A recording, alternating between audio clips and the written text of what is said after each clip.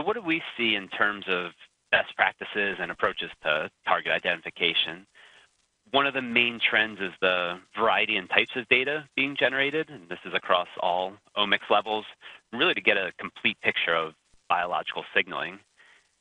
NGS is driving a lot of that omics data generation, but we're also seeing a resurgence of proteomic and metabolomic data relevant to different scientific questions in therapeutic areas. In addition, the push to make data open source and work in a more collaborative environment definitely exponentially increase the amount of omics data being generated and used in R&D. And I'd say also the driving the increased volumes of data is the fact omics data is being generated at multiple phases of the drug discovery life cycle.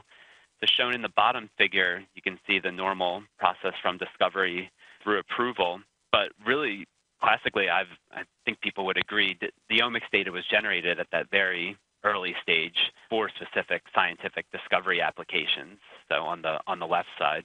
And nowadays, it's actually increasingly common for omics data to be produced in a clinical setting and really at multiple stages along the drug discovery life cycle. So this two-way street of late-stage data driving early-stage innovation, this is a trend here to stay with the importance of human data to be able to help select the proper preclinical models and ultimately maximize the chance of translational success.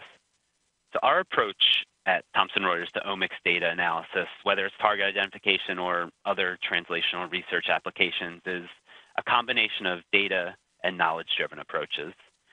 I'd say statistics can definitely be useful, but not always account for complex biology that's reproducible.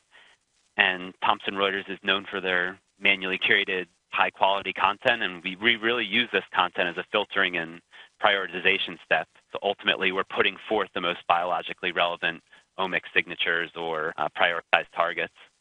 With target identification specifically, we find the additional layer of pathway and network-based knowledge approaches. This can help put the target into the larger disease or biological process, whereas statistics alone can't reproduce this type of finding.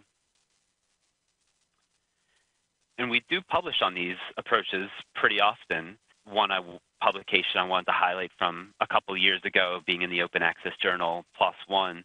This paper showed that using omics data, in this case transcriptomic, and our global signaling network of protein-protein interactions, the combination within this pipeline of using network biology algorithms and prior target knowledge further downstream, this can help rank targets across all different diseases. And there's the positive controls built into from the sense looking at targets that have already been validated in the clinic for a certain disease.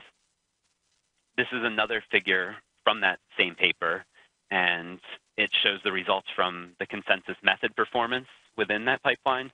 And on the y-axis is the area under the receiver operating characteristics, so the ROC curve.